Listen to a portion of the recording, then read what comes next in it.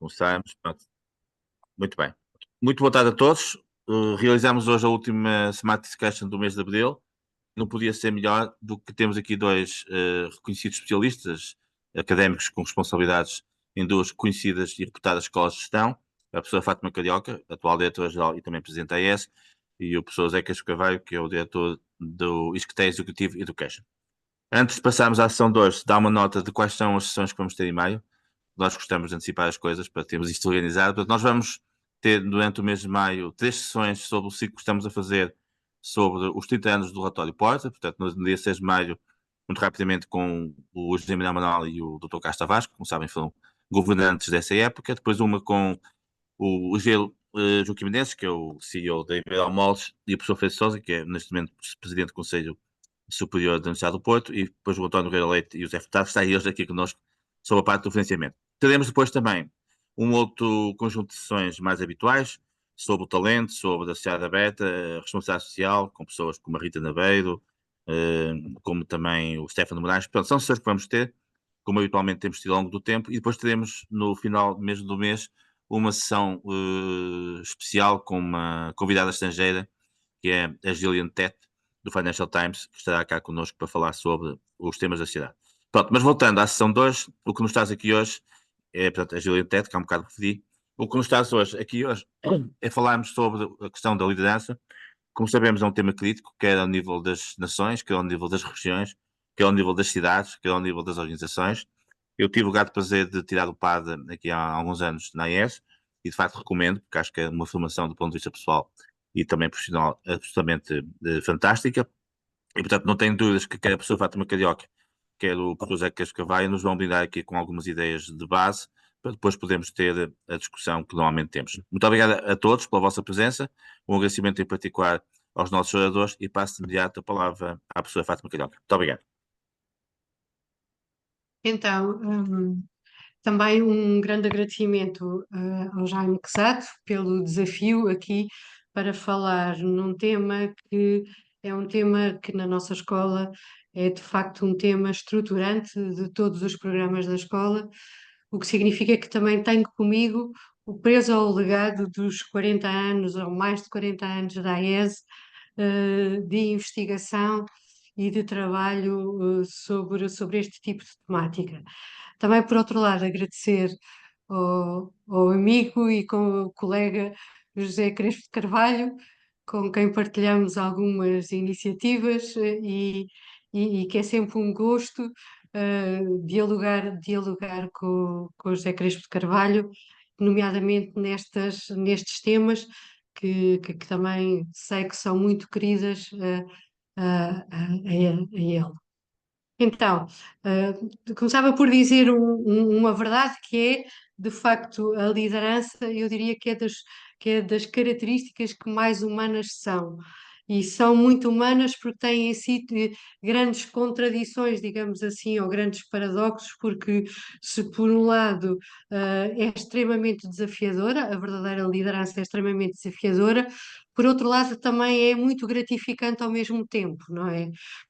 Trata-se de, por um lado, nós vermos os problemas, os grandes problemas de diferentes expectativas, e aqui vem também, uma vez mais, o tal equilíbrio de, por um lado, ver os grandes problemas de diferentes perspectivas, mas também, ao mesmo tempo, nós sabemos que as pequenas decisões, as pequenas atitudes diárias que temos podem ter um enorme impacto pelo simples facto de sermos líderes.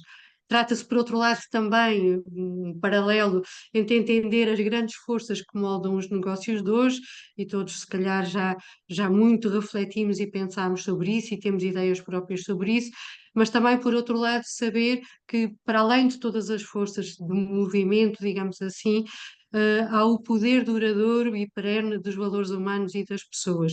E também, ainda por outro lado, sabemos que há que aprender com os melhores, e ressalto o facto e agradeço o facto do Jaime ter mencionado o PAD, que de alguma maneira é exatamente uma dessas plataformas de aprendizagem com os melhores, mas também, por outro lado, ter a humildade de saber que todos os dias vamos reaprendendo, não é?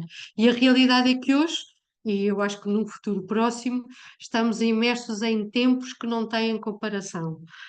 São tempos que são mais incertos, o amanhã é praticamente imprevisível, não apenas com a meteorologia, como estávamos agora mesmo a conversar antes de começar a sessão, mas também com outras coisas que nos vão acontecendo. São também mais complexos. Como engenheira de base que sou, diria que nem conhecemos as variáveis todas e muito menos sabemos montar as equações. Estamos todos a aprender de alguma maneira a fazer isso mesmo. E que com tudo isso deixa-nos, por outro lado, mais vulneráveis. As nossas competências, aquilo tudo que fomos aprendendo ao longo da vida, até que ponto é que nos serve para o presente ou para o futuro, deixa-nos alguma incerteza ou alguma ansiedade. Nós sabíamos que há uma década atrás, até há uma década atrás, havia um movimento de transformação global, que era relativamente tranquilo, diria eu, e dá uma década a esta parte, podemos lhe chamar a nova revolução industrial, podemos lhe chamar a transformação digital, podemos lhe chamar o nome que mais achamos que melhor descreve todo este movimento, mas aquilo é que percebemos é que há uma nova forma de nós trabalharmos, uma nova forma de nos relacionarmos, uma nova forma de vivermos. Modificou completamente, inclusivamente, a forma como nós víamos e como é que nós sonhávamos o próprio futuro. Esta revolução, por um lado, pode parecer tecnológica, mas é muito mais do que apenas tecnológica. A globalização tem muito de tecnológica, mas tem muito de humano. A democratização do acesso aos serviços e à informação tem muito de tecnológico, mas a personalização dos mesmos tem muito de humano. E isso criou, diria eu, não apenas uma nova geração, essa certamente que criou, que vive de forma diferente, que pensa o presente e o futuro de forma diferente e que se relaciona de forma diferente e que também exige da vida, das organizações e do mundo coisas diferentes e causas diferentes. Mas eu dizia que não é apenas uma geração. De facto, todos nós acabamos por nos relacionar com o mundo e com as outras pessoas de uma forma diferente, porque os desafios para as organizações estão aí. Eu só para salientar alguns, poderia falar que todos nós com certeza nos revemos num cenário muito competitivo de acesso e fidelização dos talentos, todos nos revemos numa exaustão generalizada das pessoas e das equipas, e isso tem a ver exatamente com a globalização dos canais e a democratização do acesso aos vários canais de comunicação. Nós, ao mesmo tempo, se calhar, num quarto de hora, somos capazes de estar a resolver um problema com o WhatsApp, outro com o e-mail, enquanto falamos com alguém e escutamos mais outra coisa. E isso significa que há uma exaustão no final do dia que é generalizada.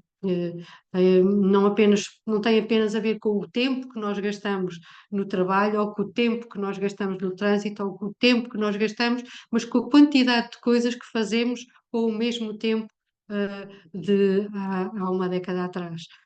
Também, por outro lado, como está em convulsão a própria reestruturação das organizações, há naturalmente uma grande pressão sobre os custos, que está como uma guilhotina em cima de todas as organizações, e por outro, também só para salientar alguns, me lembrava da própria invasão da inteligência artificial e da automatização. Por muito que nós queiramos, de alguma maneira, evoluir no sentido de uma convivência com a inteligência artificial e a automatização, por enquanto ainda sentimos ou ainda convivemos como se fossem alguns extraterrestres que nos invadem o nosso espaço, digamos assim. E isso traz naturalmente consequências para os desafios para as lideranças. Por um lado, como é que nós vamos realizar o trabalho que temos que realizar, seja nós mesmos, seja em termos de empresas e de equipas, e também como é que nós lideramos e gerimos essas mesmas pessoas. Contudo, e penso que esse facto é de salientar, há quatro aspectos que gostava de salientar e que têm a ver exatamente com estes desafios. E o primeiro é que, se por um lado estes tempos difíceis são verdadeiramente difíceis, mais do que difíceis, são desafiantes. E isso é uma coisa boa, porque o desafio, e dizia o professor Raul Diniz aqui da AESO, qualquer crise ou qualquer movimento ou qualquer transformação brinda de desafios o momento em que estamos a viver. E os desafios são a paixão de todo o líder. E isso, de facto, é o primeiro grande desafio para o líder: é até que ponto é que se consegue apaixonar pelos desafios próprios do mundo de hoje, se consegue não se conformar, olhar a realidade com otimismo e atuar. Se há um líder que não faz isso, que se instala no presente e não se projeta no futuro, não se impõe a si mesmo a tarefa de construir esse futuro como de forma esperançada, de forma confiada, a verdade é que deixa de ser um líder e não é de facto um líder. Portanto, o primeiro desafio é esse, é de aceitar com paixão os desafios que lhe são colocados, acreditar num futuro melhor, que esse futuro é realizável, é sempre um grande motor que leva cada pessoa a confiar e a empenhar-se. Se eu não acreditar que é possível, não me empenho com todas as minhas forças, não me entrego completamente a ultrapassar esse mesmo desafio, não confio que o vou ultrapassar. E a confiança, como todos nós sabemos, é aquela ponte que liga as expectativas às concretizações, é aquilo que move as ideias e faz passar às ações e aos resultados, aquilo que faz passar os investimentos aos resultados. Nesse sentido, e também citando novamente o Dr. Raul Diniz, diria que a confiança é a suspensão, ou mais do que a suspensão, a superação temporária daquilo que é a incerteza. E esse é o primeiro desafio. O segundo desafio tem a ver com os desafios do mundo, não é? Eu não vou elaborar nem listar os desafios do mundo, digamos assim, mas dizer que com os desafios do mundo, aquilo que todos nós sentimos, o que está em causa é o próprio futuro. Um, e o líder muitas vezes se pergunta sabe que tem que mudar, sabe que se não mudar não há futuro, mas entender qual é o rumo para esse futuro é algo que todos esperam do líder e que o líder é capaz de provavelmente não ter exatamente a noção de qual é que será o rumo certo.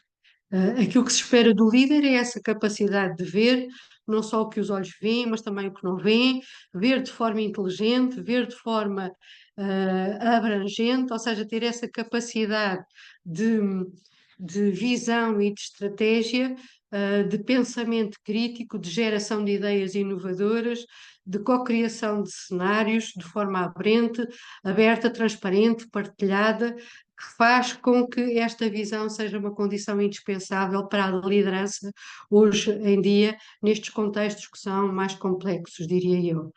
Mas também é verdade que esta visão exige humildade. Porquê? Porque os desafios e, consequentemente, as soluções para os mesmos hum, são complexos demais, como eu costumo dizer, para um único par de olhos. E por isso precisa de ter disposição para escutar e acolher ideias e construir coletivamente, seja a história da empresa, seja a história do país, seja a história da humanidade. É por isso, e mais uma vez voltando ali ao Jaime Quezado e ao PAD, que é tão importante ter a noção de que tem que voltar à formação, principalmente porque tem que voltar a partilhar ideias com pares, tem de estar novamente com espaço e com tempo e com pessoas que com ele consigam preparar-se profissionalmente para assumir soluções que sejam soluções para estes desafios mundiais. Todos sabemos que entram pela inteligência artificial, os clima, as pessoas, etc, etc. Depois, além de se preparar profissionalmente, eu diria que se prepara também a própria organização. E esse é o outro, é o terceiro desafio. Para além de aceitar o desafio com paixão e de aceitar os desafios do mundo, há que aceitar o desafio que que são as pessoas e a maneira diferente como as pessoas veem o presente e também o futuro, veem a forma como o que querem da vida e como se querem realizar na vida. E por isso tem que gerir estas pessoas em concreto e as equipas em concreto, confiando nelas, apoiando-as e, sobretudo, apoiando-se mutuamente. Há que, no fundo, as preparar. E aí vêm todos os temas que têm a ver com os reskillings e o upskillings, etc, etc, pensando sempre nas prioridades de sempre, como a sustentabilidade financeira, as operações, os negócios, etc, etc, mas sobretudo também desenvolver o talento interno, desde logo, dar autonomia, dar uma maior responsabilidade, que é sempre veículo para a maior realização pessoal, e potenciar algo que é imprescindível e que é a colaboração e a unidade. A unidade, principalmente, é crucial. Um, é principalmente leva a este sentido de pertença a uma causa comum que é a própria organização ou a empresa. Mesmo que as pessoas permaneçam e trabalhem fisicamente distantes, este sentido de pertença a uma comunidade é um forte protetor contra a fragilidade, seja da empresa, seja das próprias pessoas. Um, o distanciamento social não pode significar o afastamento social, são duas coisas distintas e completamente diferentes e uma não pode levar ao outro. Pelo contrário, acho que todos nós necessitamos desta componente também comunitária do trabalho.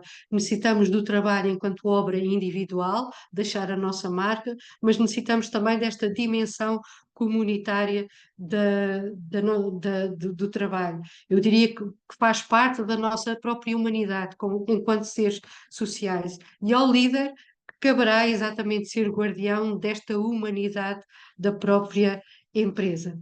E por fim, o quarto e maior desafio, diria eu, que é o desafio de si mesmo. Ou seja, ser um verdadeiro líder é uma questão de caráter, mais do que de competências, é uma questão de caráter, é uma questão de desenvolvimento e de melhoria pessoal. A confiança que eu referi atrás, e que era preciso ter essa confiança, tem também uma outra dimensão, que é a dimensão relacional, que é tão ou mais importante para ultrapassar os momentos críticos e de maior vulnerabilidade, seja nas pessoas, seja nas próprias organizações. Porquê? Porque ao estar presente em todas as relações ativas da organização, torna-se esta confiança relacional, torna-se o próprio pulsar das organizações. Gera estabilidade, gera segurança e isso potencia muitas coisas. Potencia inovação, potencia criatividade, potencia novas soluções para os desafios, potencia construir os alicerces do que será o futuro, potencia, como se costuma dizer, adiantar o próprio futuro, trazê-lo para o presente, a sua construção.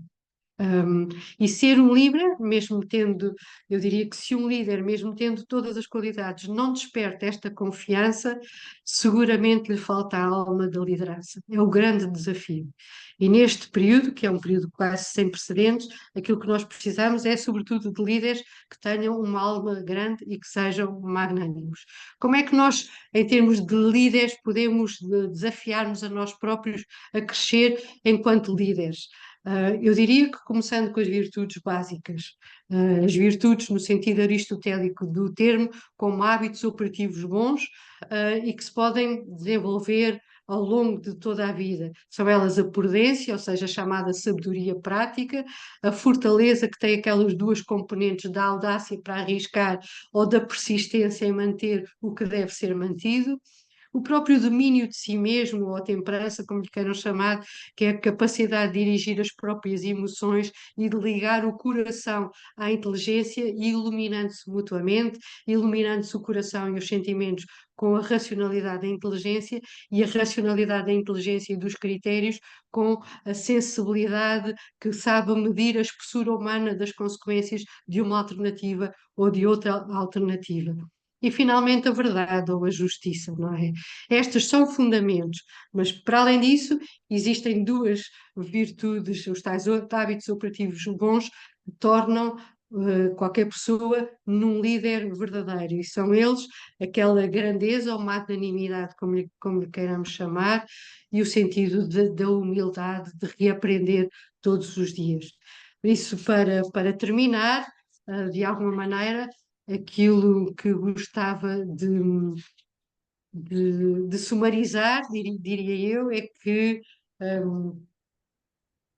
se nós quisermos de alguma maneira pensar não apenas nos desafios, então os desafios são quatro. Por um lado, apaixonar-se pelos próprios desafios com vontade de os ultrapassar, olhar para os desafios do mundo, olhar para os desafios das novas gerações e das pessoas, olhar para o desafio que é crescer em si mesmo, como líder.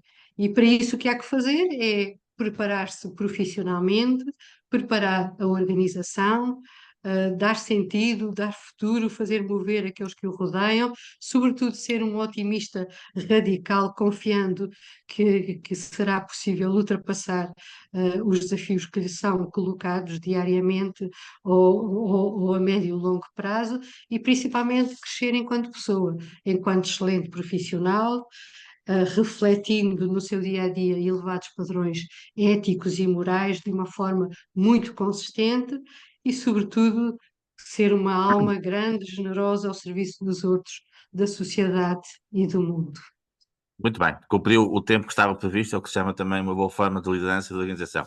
José Carlos Carvalho, passamos agora a si. Antes de passarmos depois à discussão, temos aqui pessoas muito interessantes, penso eu, para depois animar a discussão. Muito obrigado. Obrigado.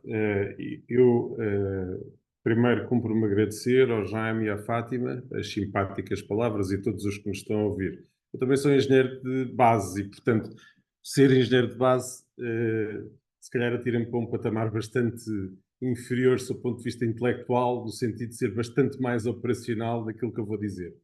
O primeiro ponto que eu gostava de dizer é a liderança é uma opção, ou seja, eu só sou líder se eu quiser. E este para mim é um ponto essencial. Ninguém vai ser líder se não o quiser. E portanto não é peço desculpa, por cotas ou porque deve ser assim que alguém deve assumir o papel da liderança. E portanto deve ter a opção de dizer que sim, como deve ter a opção de dizer que não. Basta sermos líderes de nós próprios e já é uma tarefa bem complexa. E nesse sentido, enfim, a componente ética que a Fátima acabou de sublinhar, acho que é mais do que suficiente para nos liderarmos a nós próprios.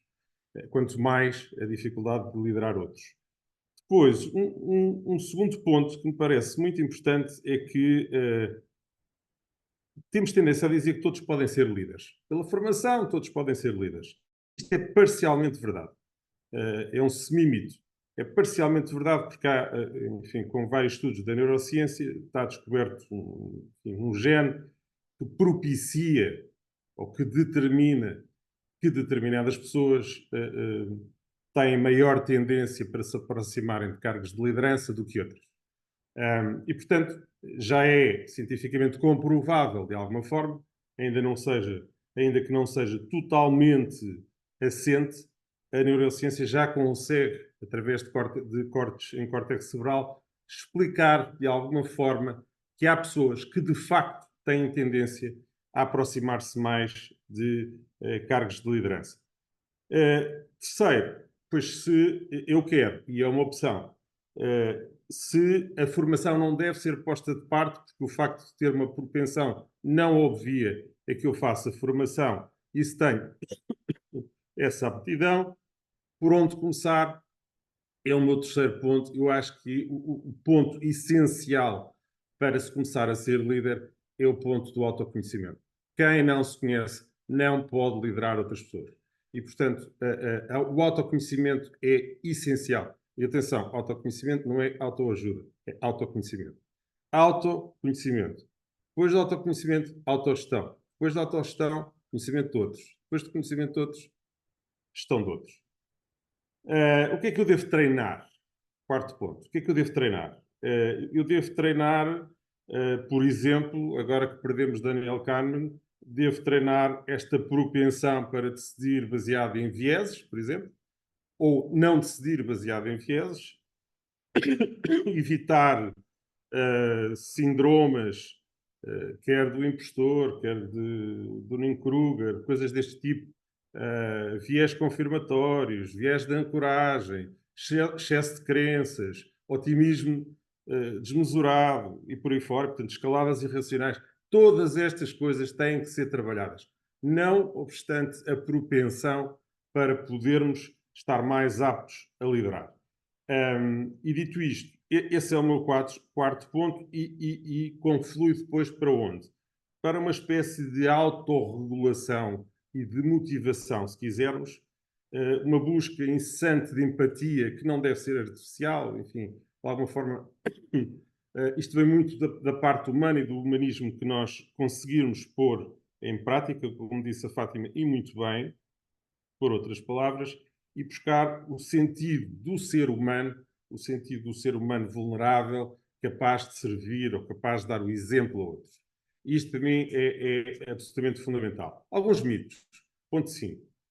A liderança é produto de uma situação. Mentira. Não é produto de uma situação.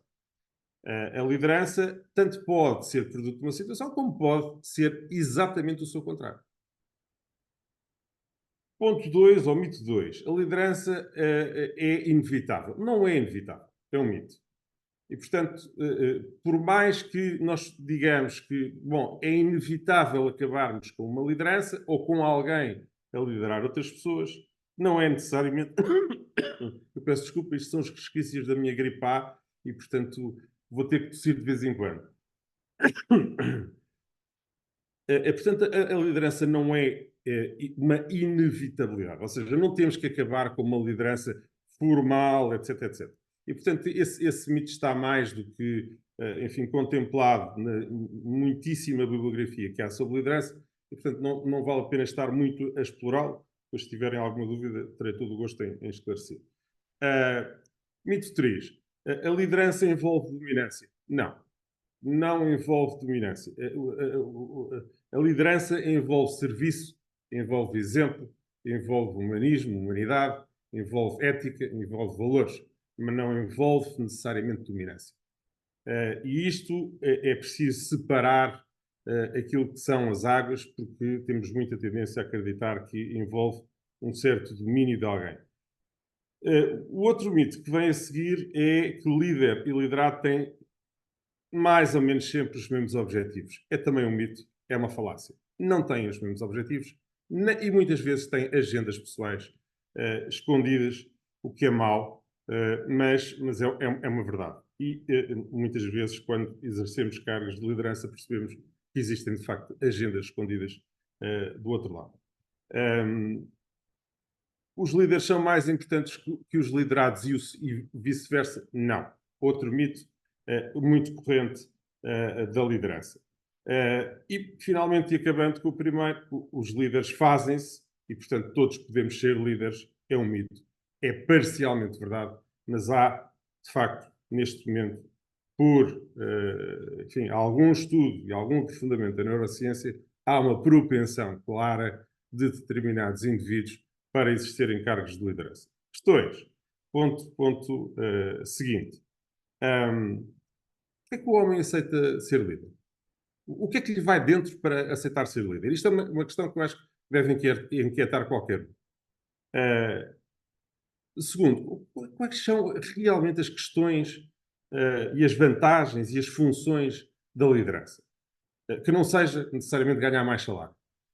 E, portanto, quais são as funções que estão na base e quais são as vantagens que estão na base do exercício da liderança e como é que ele deve ser visto? E como é que um líder, terceira questão, como é que um líder se desenvolve e se diferencia, se torna diferente daquilo que são outros líderes, para não ser exatamente igual, introduzindo algum grau de diferenciação, também consoante o contexto cultural, também consoante a organização que tem pela frente, também consoante uma série de idiosincrasias que tem pela frente, mas deve haver uma diferenciação na liderança, senão seríamos e tenderíamos todos para iguais, e como sabemos, somos todos diferentes, felizmente. E, portanto, cada homem é um homem, cada pessoa é uma pessoa, cada mulher é uma mulher, como é óbvio, escuso de o dizer. Porque é que hoje se convencionou dizer que é muito importante ser um líder. Bom, enfim, por questões de complexidade, por questões de mudança, por questões de diversidade, por crises, por isto, porque há ausência de referências. Bom, mas se eu perguntar ao meu pai, que tem 92 anos, na sua altura, ele já me diria que faltavam referências. Se eu perguntasse à minha avó, que viveu até aos 104 anos, ela sempre me disse que o meu mundo está cheio de pessoas muito interessantes, mas muito pouco referenciáveis. O que significa que isto é um discurso que se aproxima daquilo que é a contemporaneidade hoje, mas se nós fôssemos perguntar aos nossos pais, aos nossos avós, aos nossos bisavós, trisavós e por aí fora, provavelmente a resposta seria exatamente igual àquela que acontece hoje em dia. Bom, porque os tempos são de elevada complexidade, porque nós temos um grau de mudança jamais vista, a história jamais viu um grau de mudança deste género, e por aí fora. Portanto, estamos numa crise. Bom, mas se pensarmos na Primeira Guerra Mundial, estávamos numa crise, se pensarmos na Segunda, estávamos numa crise, e por aí fora. E, portanto, precisávamos claramente de líderes. Finalmente, e para concluir no meu tempo, perguntas muito simples e sobre as quais eu tenho escrito. O líder é sempre responsável, ou seja, é o primeiro e o último da cadeia alimentar. Eu, para mim, tomo como sempre. É o primeiro e o último a dar a cara na cadeia alimentar. E tem que ser. E há daquele que, assumindo-se líder, não consiga assumir a sua responsabilidade. É uma questão de responsabilidade. Obviamente que nem tudo é responsabilidade direta, mas no global da organização, depois tem que assumir a sua responsabilidade e isso faz parte do seu sentido ético, do seu sentido de serviço, do seu sentido de dádiva aos outros. Uma coisa muito interessante que eu me pergunto muitas vezes é se, enquanto liderado, eu consigo ou estou a gerir o meu líder. Porque não é só importante que o líder lidere os seus liderados, mas é tão ou mais importante, ou igualmente importante, que o liderado lidere os líderes. E fala-se pouco disto. Muito pouco disto. Porquê? Porque no fundo, se é necessário feedback para um lado, é necessário feedback para o outro.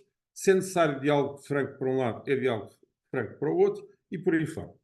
E, portanto, temos que ser humanos, temos que reconhecer que existe uma liderança, mas temos que reconhecer que estes liderados também lideram, ou também, de alguma forma, gerem os seus ou o seu líder.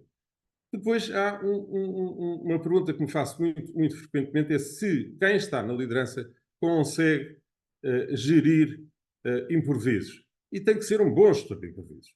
Quem não é um bom gestor de improvisos não pode ser líder. Como não pode ser líder quem não é um bom gestor de paradoxos.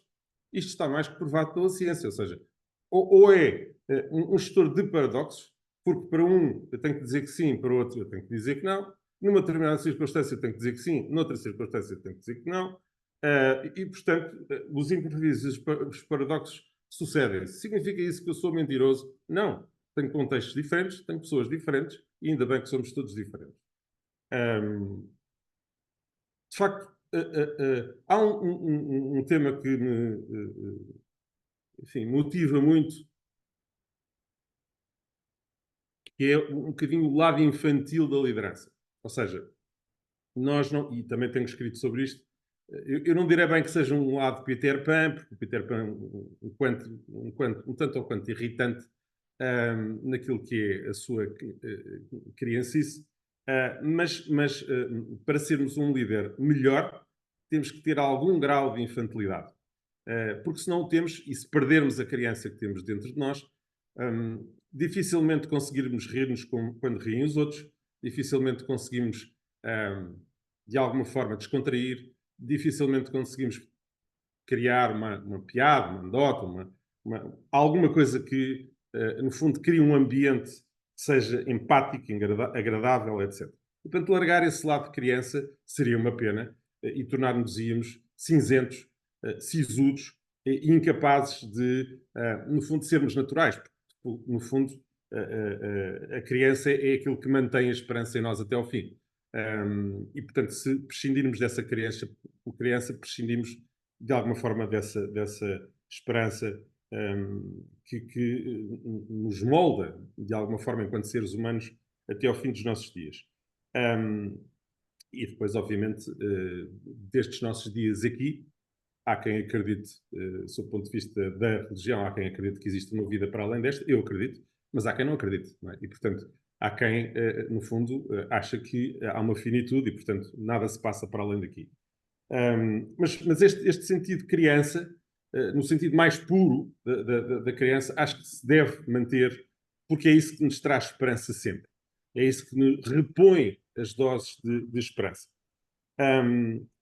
Acho que clichês há muitos. Um deles é agradecer. Agradecer às pessoas mais anónimas da empresa. Dizer o bom dia às pessoas mais anónimas. Deixar passar à frente. Essas são coisas mais ou menos correntes. Mas para ser líder, de facto, e coisas sobre as quais eu tenho escrito alguns escritinhos, aguentar a pressão, sim, é bom. É bom ser-se líder e saber aguentar a pressão. É bom saber agregar. É bom, quando é preciso, saber conciliar. É bom, e isto eu acho que é fundamental. É bom, e não nos podemos esquecer, independentemente, isto não tem nada a ver com aquilo que é o meu lado humano, o meu lado. Eu tenho que saber dar um murro na mesa quando é preciso dar um murro na mesa. Queira-se ou não. Porque se for só o lado benévolo, outros se aproveitam desse lado benévolo. E não estou a pôr o murro na mesa como uma coisa maléfica. Estou a pô-la como uma necessidade. É imperioso dar o murro na mesa. Ter calma quando está tudo a arder à nossa volta e saber pensar e continuar a raciocinar. É quando nos sai aquele exame de cálculo 3 ou 4 e nós não dominávamos bem no técnico e a coisa começava, as pessoas começavam todas a entrar em pânico, ou decidiam congelar esse pânico, gerir esse pânico e começar a responder paulatinamente àquilo que tinham pela frente, até conseguirem. E, portanto, esta calma perante o circo a arder é uma coisa que eu acho que é muito importante para existir digamos, um cargo de liderança. Obviamente reforço o lado humano, o lado sempre presente de humanismo, de proximidade, de atenção, de carinho, de empatia, ouvir, dar tempo às outras pessoas para se poderem aproximar de nós e partilharem connosco aspectos que provavelmente não partilhariam de outra maneira.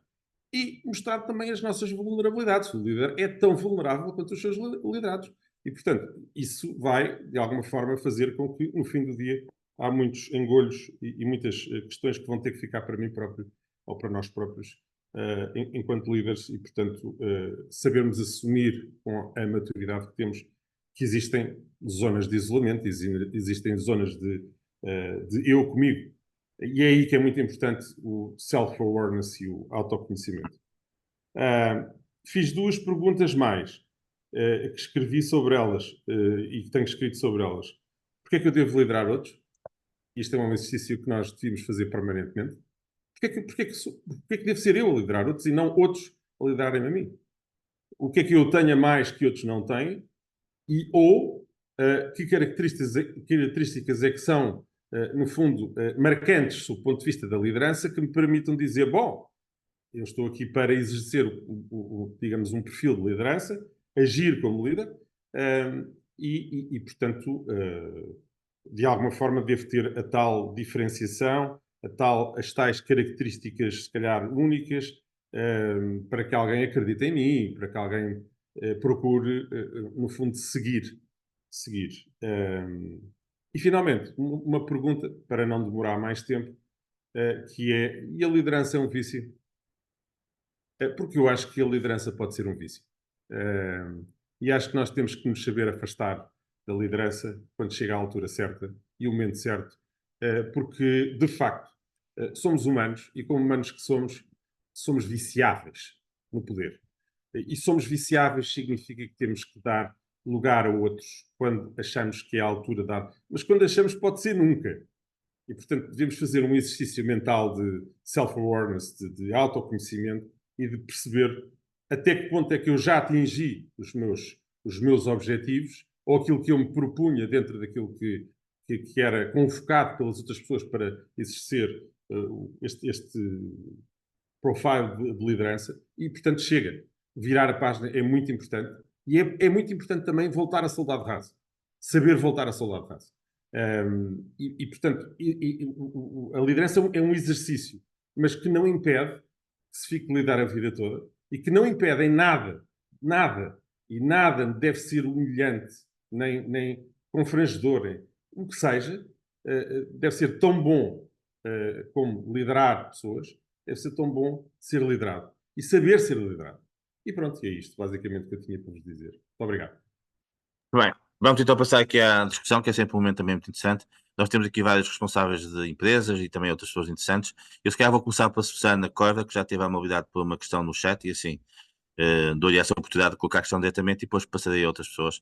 Quem quiser, entretanto, também falar, faça favor de manifestar essa vontade, porque eu também não posso lembrar toda a gente, como compreendem. Susana, por favor. Olá, muito obrigada pela participação, super interessante. Hoje em dia fala-se muito em liderança servidora, mas eu acredito que nós, durante um processo de liderança, experimentamos, dependendo do contexto, experimentamos vários tipos de liderança. Na sua opinião, neste conceito de flexibilidade na liderança, há algum tipo de liderança que excluiria? Normalmente costumamos juntar duas, três questões, não se importa, está bem? Que assim é mais fácil. Então, Vai ser mais dinâmico. Está bem, porque a minha Susana? cabeça já não é a melhor. Pronto, então se quiser responder a esta questão à Susana, que é uma questão rápida. Não se preocupe. Está bem, pronto. Muito bem. Maria Sousa Galito, pronto, também já manifestou vontade e, portanto, eu passo a outras pessoas. A Maria Sousa Galito é professora de Escoteio, portanto, presumo que também tem aqui uma questão para colocar, né? Algum comentário. Força, Maria. Bom, boa tarde. Eu Do sou Escoteio professora não, na do Lusíada. ISEG, desculpe. Da Lusíada, sim, peço desculpa.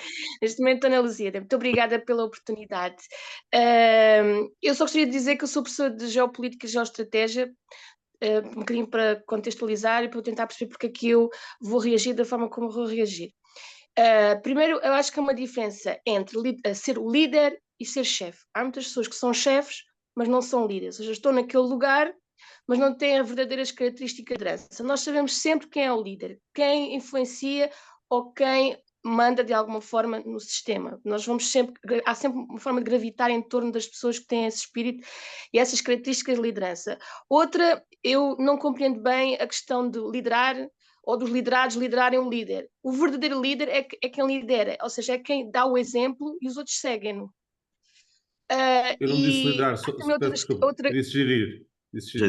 Muito Eu bem. não disse liderar. Certo. Sim, exato. Não, eu concordo plenamente. É que são palavras diferentes. E acho que também há certas características inatas e eu aí concordo plenamente. Ou seja, os líderes que eu estudo são Alexandre Magno, Júlio César, o Afonso Henriques, esse tipo de líderes, é muito instintivo. Portanto, um líder é um líder. Agora, há diferentes tipos de liderança e eu concordo com a observação anterior. Ou seja, eu compreendo a importância, e mesmo na sociedade portuguesa funciona muito bem uma liderança tipo maternal, de compreensão, mostrar vulnerabilidades, mas eu acho que em períodos de crise nós queremos mesmo é um líder, não é forte, mas que sabe o que deve fazer e que de alguma forma leva em consideração o bem-estar de todos e que segue uma determinada linha. Muito obrigada, era isso que eu tinha a dizer. Muito obrigada. Temos aqui o Carlos Martins, que é o chairman da Matifei, portanto, uma pessoa com experiência de gestão e também responsabilidades de liderança. Carlos, quer fazer um comentário, alguma questão? E é um gosto ter connosco. Não sei se ouviu o Carlos. Não estamos a ouvir o Carlos, peço desculpa. Não... Sim, Carlos? Estamos aqui com um problema de... Carlos, não nos está a ouvir, é? Muito bem, passamos depois para o Carlos mais tarde. Pronto, eu passo então aqui ao nosso amigo António Gameiro Marques, que além de ilustre contaminante, é também um líder da organização e também está ligado à IES, noutros contextos. António, quer fazer algum comentário, alguma questão? Sim, Jaime, obrigado pelas intervenções da Fátima e do professor José Crespo de Carvalho. Eu tento ser líder. Formalmente sou chefe, mas tento ser líder. E há uma característica que me parece muito importante nos dias de hoje, que de alguma forma a Fátima e o professor José Crespo de Carvalho mencionaram, mas eu gostava de saber a vossa opinião, até do ponto de vista académico, que é, eu vejo muitas vezes a ser o amortecedor para dentro da organização das variantes que nós não controlamos do mundo à nossa volta. Eu sou diretor-geral do Gabinete Nacional de Segurança desde 1 de setembro de 2016, ou seja, quase há 8 anos. Concordo plenamente quando o professor José Crespo de Carvalho diz que os líderes devem mudar, porque através da mudança também refrescam as organizações. A minha casa-mãe não deixa, que é a Marinha, não deixa que o chefe de Estado-Maior da Armada seja mais tempo do que 5 anos e meio, ou 6 anos, perdão, 6 anos, portanto tem um limite de mandato, portanto eu gostava de saber a vossa opinião quanto a essa característica no tal mundo em mudança permanente, e às vezes mudanças muito drásticas. Eu desde que aqui estou, foi o Covid, foi mudança de 3 governos, o último a meio do mandato, com planos até a fim de mandato, enfim. Parece-vos que, de facto, nesta ótica do protetor, do amortecedor, é uma característica importante no líder, ou, por outro lado, devemos deixar que a organização sofra o impacto e depois vamos em reação? Gostava de saber a vossa opinião sobre isso. E para terminar este primeiro ciclo, vou ver se o Carlos Martins já está disponível. Carlos Martins, está-nos a ouvir? Hein? Não, o Carlos Martins deve estar Estou a ouvir. Muito bem. Quer que fazer algum comentário, alguma questão? Eu apreciei muito aquilo que foi dito até agora, só queria partilhar um bocadinho aquilo que é a minha experiência do dia a dia como líder aqui no Grupo Martifer. Um dia eu perguntei às pessoas com quem estava mais próximo o que é que eles mais apreciavam num líder. E lembro-me que basicamente me disseram que o líder é uma pessoa que tem que falar a verdade e dizer a verdade olhos nos olhos. O líder tem que ser uma pessoa que tem que saber dizer não. Dizer sim é a coisa mais simples que existe. O custo é dizer não, porque quando vez que temos que dizer não, temos sempre que explicar porque é não. E uma má notícia deve ser dada sempre em primeira mão e o mais rapidamente possível. E depois, um líder também deve ser alguém que não deve ser uma caixa de surpresas. Deve ser alguém que seja muito transparente na forma como comunica e, acima de tudo, não pode ser alguém com quem nós esperamos aquilo que achamos que temos que esperar. Finalmente, uma das coisas que as pessoas muito apreciam na minha organização é que quando uma pessoa comete um erro e o assume, deve ser ajudada. Quando uma pessoa comete um erro e fica indiferente, deve ser penalizada. Portanto, basicamente eram estas 4 mensagens que eu ia passar, com as quais eu tenho lidado e que me sinto bem. Muito bem, Carlos, excelente. Então passamos agora à professora Fátima e ao professor Carlos Carvalho. Muito obrigado, Carlos. E depois passamos a uma segunda ronda. Então, e se calhar agora podemos fazer ao contrário, certo? Muito bem. Então, José Carlos Carvalho, começar por si, depois passamos para a Ok. Eu relativamente aos liderados liderarem o líder, eu não disse isso, eu disse gerirem o líder. Portanto, há aqui alguma confusão de linguagem. Não gostaria que ficasse confundido. E acho que nós gerimos sempre todos uns aos outros. E esse é o princípio base. Quem não aprender a gerir pessoas, e portanto naquela lógica de self-awareness, self-management, conhecimento dos outros e depois gestão dos outros, também não consegue nunca, enfim, de alguma forma tirar partido dos outros, seja ou não, ou esteja ou não, numa posição de liderança. Portanto, não é liderar. O líder é gerir o líder, que é gerir uma relação com esse líder. Uma coisa diferente. Depois o chefe e o líder, enfim, é uma história antiga e batida. Acho que enfim, existe tanta coisa sobre isso.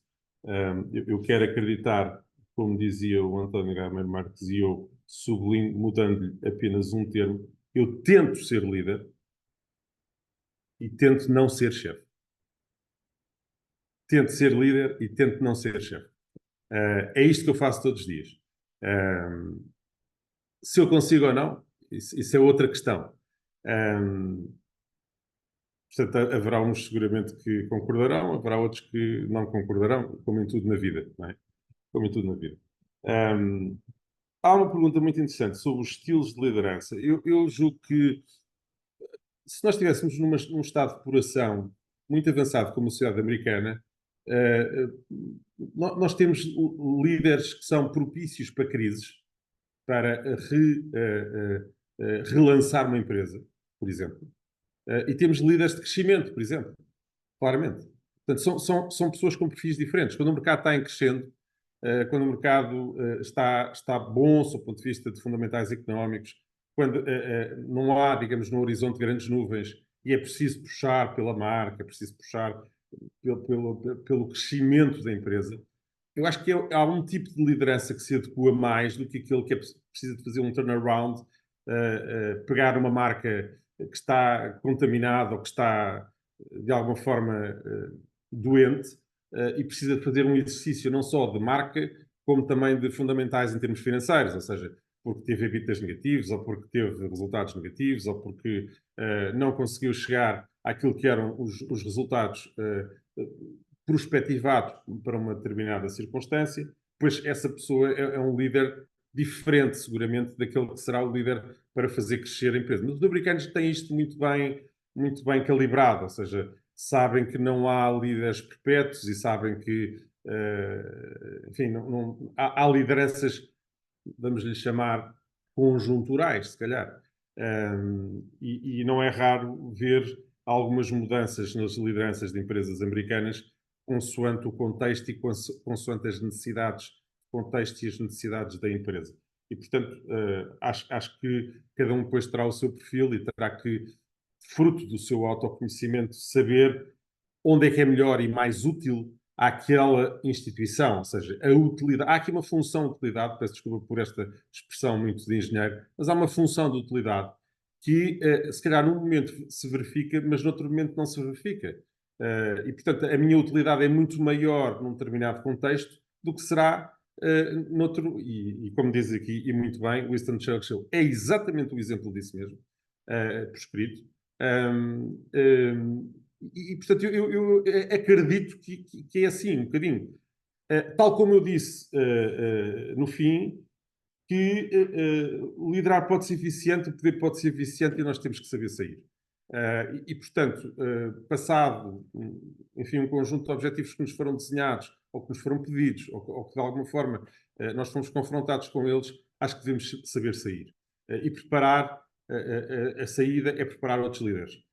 Enquanto se está em liderança, em processo de liderança, é formar outras pessoas para que elas consigam substituir-nos. E que bom é saber que há pessoas à altura na organização que me conseguem substituir neste momento. Isso é muito bom. Isso dá uma tranquilidade à liderança enorme. Ou seja, eu não sou insubstituível, eu sei que se eu sair hoje, alguém me substituirá facilmente. E isso é muito bom. E nós devemos trabalhar para que isso possa, de facto, acontecer. É um bocadinho de altruísmo, se quiserem. Chamem-lhe características humanas, chamem-lhe valores, chamem-lhe o que quiserem, mas eu vejo as coisas desta maneira. Ou seja, claramente devemos ter uma finitude naquilo que estamos a desempenhar, não querendo, como eu disse, tento ser líder, tento não ser chefe, todos os dias. E pronto, é um bocadinho responder àquilo que me foi colocado nestas perguntas. Se somos amortecedores, que é a questão talvez mais difícil, e por isso eu deixei para o último lugar. Infelizmente, em muitos casos, somos amortecedores. Quer queiramos, quer não. Porque muitas vezes o que acontece é que fazem de nós amortecedores. E às vezes não temos escolha. Não é uma questão de opção. Aí não é uma questão de opção. Aí é, já estando no cargo, já estando a exercer liderança, fazem de nós amortecedor. Porque dá jeito, por uma questão de conforto, por uma questão de segurança psicológica, por isto, por aquilo. Há uma série de razões que não importa agora ao caso, mas fazem de nós amortecedores para dentro da organização de determinados aspectos que, enfim, podiam ser abordados, contextualizados, explicados, trazidos de uma forma completamente diferente. Mas isto é a minha opinião, isto vale o que vale. Mas direi que talvez das perguntas que foram feitas, esta para mim, tirando as verdades que foram ditas aqui pelo Uhum. chairman da Marty Fair e que para mim são verdades. Esta é talvez a mais difícil, ou seja, se eu devo ou não devo ser amortecedor, ou se eu posso escapar a ser amortecedor. Eu talvez pusesse mais nesta segunda vertente do que na primeira. Não sei se é possível pôr desta segunda vertente, mas temos que nos habituar a sermos também porque somos. Enquanto estamos em lugares de liderança, somos usados. Somos usados. Muito bem. A professora Bárbara Carioca, os seus comentários também, por Sim, favor. então já pouca coisa a acrescentar, mas o que é que se me apraz dizer em relação às várias perguntas? Então, começava pela da Susana, em relação aos estilos de liderança. E de facto a Susana falou e bem nos momentos e nos contextos de liderança, o José Crespo depois inclusivamente falou em missões diferentes, se calhar é o momento do contexto, pode ser o momento do contexto do país, da organização, mas o contexto em si é uma variável importante em termos dos estilos de liderança, mas eu acho que de facto esta flexibilidade pedida ao líder tem a ver também com as pessoas. E é uma coisa quase, se calhar, dentro de uma equipa, o meu estilo de liderança para uma pessoa pode ser diferente do meu estilo de liderança para uma pessoa, porque a liderança é uma relação, e sendo uma relação, tem muito a ver também com as pessoas que lidero, certo? E nesse sentido, não é apenas o contexto que me leva a flexibilizar o meu estilo de liderança, mas também as pessoas, a equipa e cada um dos membros da equipa podem influenciar esta minha flexibilidade para um estilo de liderança. Sei lá, há aqueles que acabaram de aterrar na organização, ainda meios aprendizes, que têm que ter um estilo de liderança bem mais dirigido do que se calhar outra pessoa com grande maturidade e grande autonomia já na organização e que não precisa em quem posso delegar 100%, etc. Portanto, o estilo de liderança também irá ser essa flexibilidade ou esta elasticidade, diria eu, mais do que flexibilidade, esta elasticidade da liderança tem a ver não apenas com o contexto, na minha opinião, mas também com as pessoas que lidero. Depois, esta questão dos liderados ou do líder é muito interessante, é muito interessante, diria eu, porque mais uma vez a liderança é uma relação e sendo uma relação tem a ver com o líder e com o liderado, logicamente. E cada um coloca na relação aquilo que em nome da sua liberdade, digamos assim, quer colocar na relação, certo? O líder certamente coloca muito de si mesmo, se não se entrega totalmente colocará muito de si próprio na relação e, de facto, o liderado também acontecerá em muitas circunstâncias isso.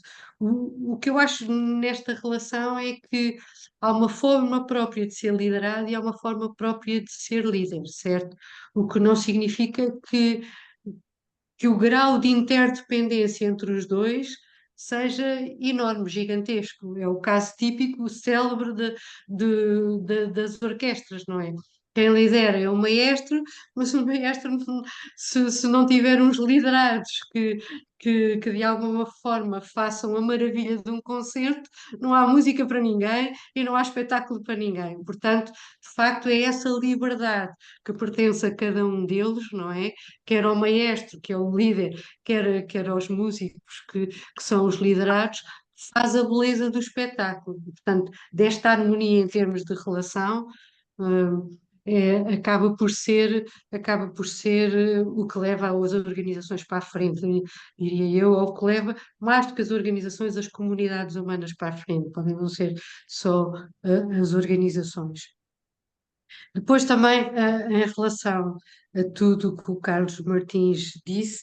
Acho muito interessante porque, de facto, significa que o ser líder tem a ver muito, de facto, com as tais virtudes clássicas da fortaleza, da verdade, do ser confiável, do ser que é extremamente importante, nomeadamente, inclusivamente, para a inovação e para o aparecimento de soluções que sejam inovadoras dentro da organização. Se um líder não é confiável no sentido de eu, de alguma maneira, esperar qual é a reação do líder a algum tema que lhe leve, então provavelmente acaba por haver um ambiente de defesa dentro das próprias organizações que não é salutar.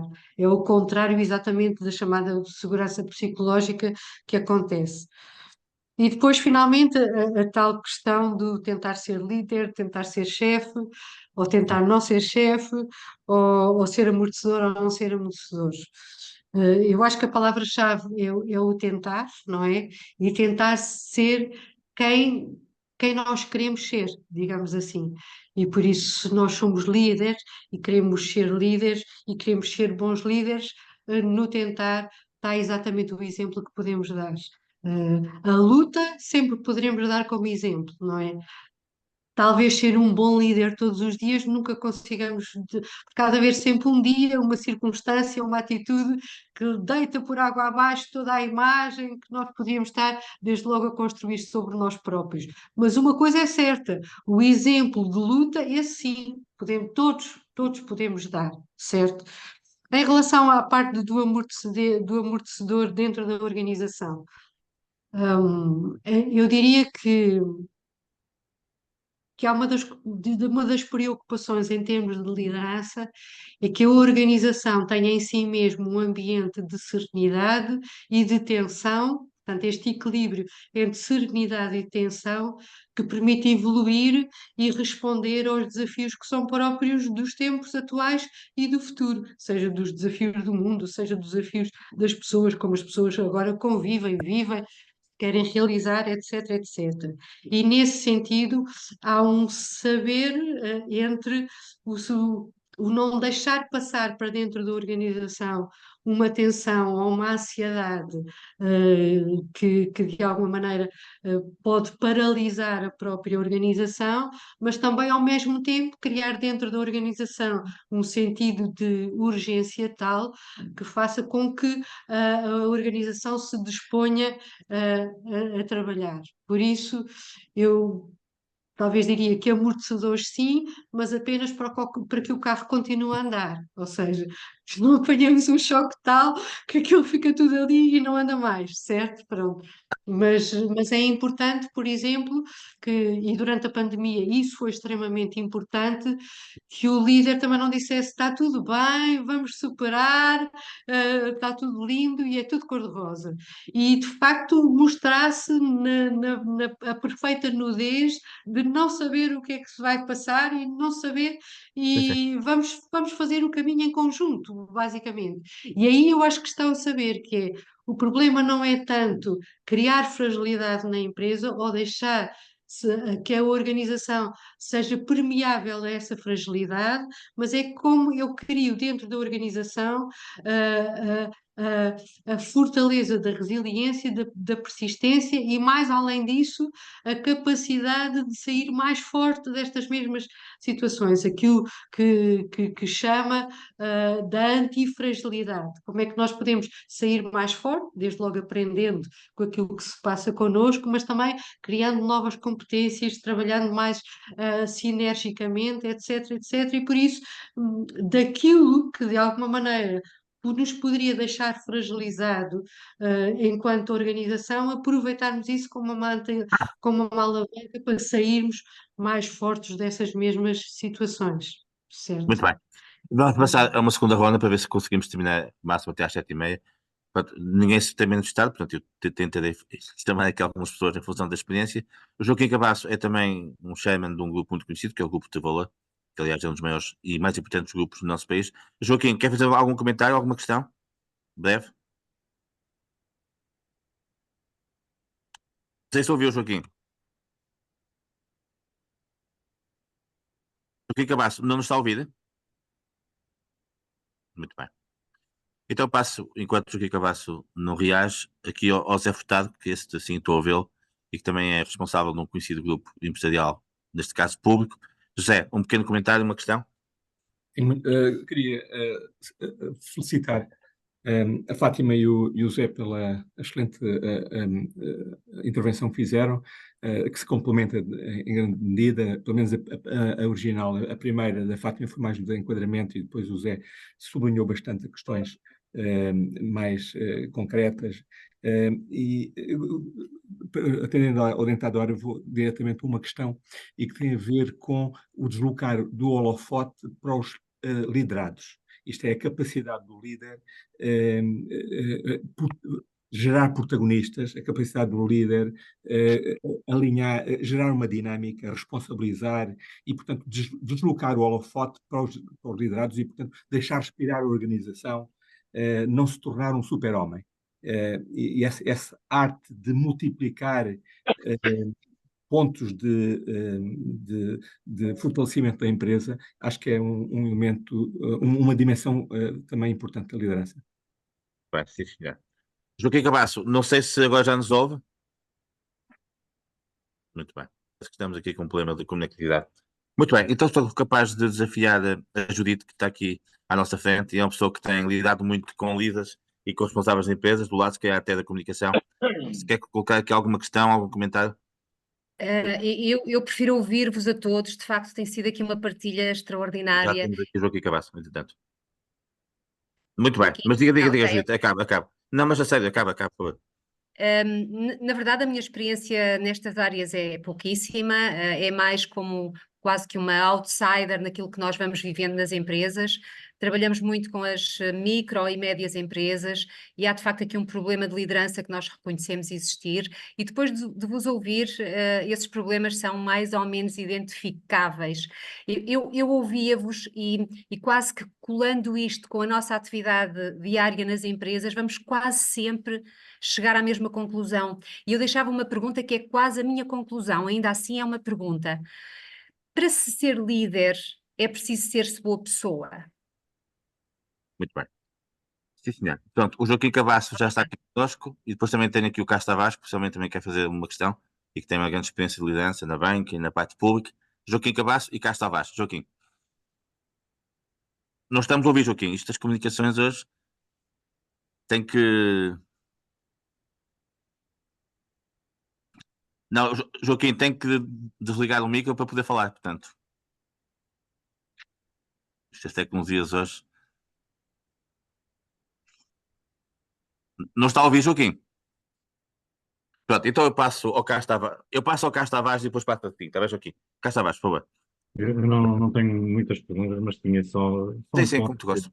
que provavelmente, não sei se deixei escapar nas apresentações, que é a capacidade que um líder deve ter de constituir equipas. Ou seja, a liderança não é, no meu entender, ou é raramente um ato isolado de uma pessoa só. Portanto, a capacidade que um líder tiver de escolher os melhores, escolher pessoas e boas equipas, acho que é um aspecto fundamental da capacidade de liderança. Há muitos que não gostam de ter perto de si muita competência porque têm medo que lhes tirem o lugar, não é? Isso é o pior que pode acontecer. Eu passei por muitos lugares, sempre gostei, sempre disse que gostava de trabalhar com quem soubesse mais que eu. E essa é uma das qualidades que eu penso que um bom líder deve ter, é a humildade para aprender com aqueles com quem trabalha e simultaneamente saber escolher precisamente essas equipas sem receio que da sua equipa lhe venha tirar o lugar um dia. Muito bem, sim, senhor. Pronto, o Joaquim Cabasso não está aqui a reagir, então se calhar, não sei se há mais alguém que quer colocar alguma questão. Muito bem, pronto, então passamos agora à professora Fátima Calhoca, Fátima, e depois ao José Carlos Carvalho, e com isso vamos tentar terminar a horas saudáveis, que já estamos aqui a 1h15, portanto já é uma verdadeira maratona. Força, professora Fátima, e depois o José Carlos Carvalho. Então, eu terminava muito rapidamente dizendo que concordo com os três, certo? E podia ficar já terminada a intervenção, mas elaborando um bocadinho mais, então, de facto, o José Furtado falava em deslocar os holofotes para os liderados. Eu penso que isso é a verdadeira razão de ser da liderança, é levar os outros a desenvolverem-se e a entregarem-se naquilo que fazem, a deixar uma obra por eles próprios, de forma a que os realize a si mesmos e também deixem o seu próprio impacto.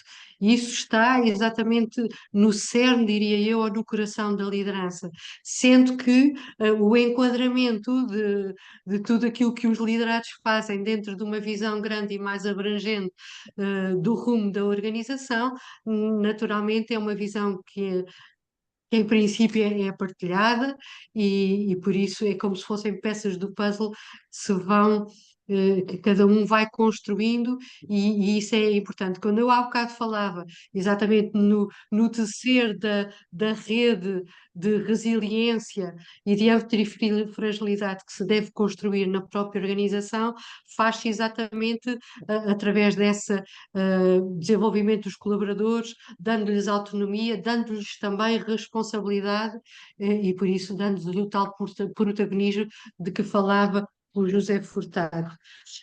Quanto à Judite, sim, para mim é sim e claramente sim. Um verdadeiro líder tem de ser uma boa pessoa. Nós somos uma peça só, nós somos uma peça só.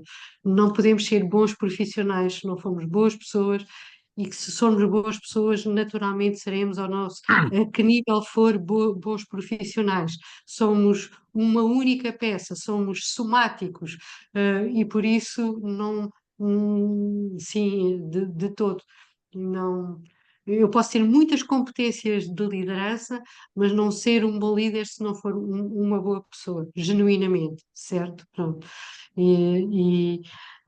Crescendo e dando o exemplo de luta diária, que não significa que erre todos os dias e, portanto, de todo não ser o super-homem ou super-mulher de que o José Furtado dizia que não devíamos tentar, é um facto, mas ao mesmo tempo haver essa ânsia de superação e de melhoria pessoal a todos os níveis. Aliás, porque quando nós ganhamos uma competência, seja ela uma competência de liderança para facilitar, essa competência fica ganha para todos os âmbitos da nossa vida e por isso as competências são pessoais, certo? E tornam-nos, em princípio, melhores pessoas também. A questão do Carlos Tavares é muito interessante e eu diria que é dos grandes temas da liderança com os quais tenho trabalhado de alguma maneira e que vai um pouco mais longe até do que o Carlos dizia. Também acredito muito que o papel da liderança não é ser o melhor naquilo que seja. Se calhar é a ser rodeado de pessoas que especificamente são melhores em determinados níveis e ele ser o tal arquiteto que coloca as pessoas certas nos lugares certos e mantém, digamos assim, um rumo. Aliás, há uma das parábolas de liderança que diz isso mesmo, não é? Que a fortaleza, isto porque o tempo já vai adiantado, eu vou já para o final da história, está bem? Então, aquilo estava-se a falar de porque é que as rodas das bicicletas têm força, não é? E alguns diziam que era por causa das características dos raios da bicicleta, etc, etc. E o mestre diz que tem a ver, de facto, com as características dos raios da bicicleta, mas sobretudo tem a ver com o espaçamento entre os raios da bicicleta. Se nós juntássemos todos num único ponto ou num único ponto da roda, a roda não se mexia. Portanto, o saber também está em colocar as pessoas certas nos sítios certos, e isso é tipicamente a função da liderança. Há um ponto depois que vem a seguir a esse e que não é menos interessante e também daria muito para falar, que é como é que funcionam as equipas de liderança, em que não é apenas um líder, cada um é um líder, não é? E como é que é a relação entre os líderes para ser uma liderança de equipa, não é?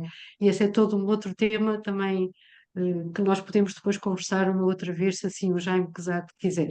Está bem? E para terminar, e Obrigada. desde já agradeço a presença de todos e também dos nossos ilustradores, passo a palavra ao Zé Gaspo. José Carlos Carvalho Então, terminará. pela mesma ordem, sendo muito straight to the point. Eu estou completamente de acordo com aquilo que o Zé Furtado diz, portanto, virar os holofotes para os liderados, mas chama a atenção para o primeiro ponto que eu coloquei aqui. Nem sempre os liderados querem holofotes. E é uma prerrogativa deles não quererem holofotes. E, portanto, é preciso ter muito cuidado com a colocação dos holofotes em quem não quer holofote. E isso, para mim, é mandatório, porque faz parte da liberdade da pessoa. Eu posso querer, como posso não querer. E, portanto, não é porque eu quero pôr o holofote que eu devo colocar o holofote. Eu preciso de perguntar a esse alguém e perceber se esse alguém quer o holofote, porque pode não o querer. E eu acho que isto é mandatório no nosso exercício, enfim, e na ação de liderança. Mas estou totalmente de acordo. Segundo ponto, para ser liderado, acho que esta é simples, é preciso ser uma boa pessoa. Eu só acrescentava uma coisa, que é, a Fátima diz que sim, eu tento ser uma boa pessoa. Eu não sei se sou uma boa pessoa ainda, mas eu tento ser uma boa pessoa. O dizer tem que ser uma boa pessoa significa que eu estaria a dizer de mim próprio que eu sou uma boa pessoa. E eu não consigo dizer isso. É uma questão de ser quem sou. E, portanto, eu tento ser uma boa pessoa todos os dias. Todos os dias que acordo, tento ser uma boa pessoa. Se sou, bom, isso haverá alguém para julgar. E, portanto, acho que sim, Eu concordo. interrompo a dizer que concordo e ponho na frase que eu tinha dito, tento, ok? Porque Eu é a tento. luta, de facto, que nós damos exemplo, ok? Exato. E o terceiro ponto que tem a ver, que o Carlos Tavares trouxe muito bem, acho que eu também falei sobre isto, portanto, a humildade de dizer que não se sabe, a humildade de pedir ajuda, de agradecer às suas equipas, às pessoas que trabalham connosco. Há muitas coisas que. São parênteses. Às vezes há pessoas que entram aqui no meu gabinete e eu normalmente funciono de porta aberta e, portanto, tenho este defeito, o que exige um grau de concentração 10 vezes superior àquilo que é fechar a porta. Mas eu não sei não fechar a porta. Trabalho o dia todo de porta aberta. O que muitas vezes me trazem é uma pergunta qualquer sobre um assunto qualquer.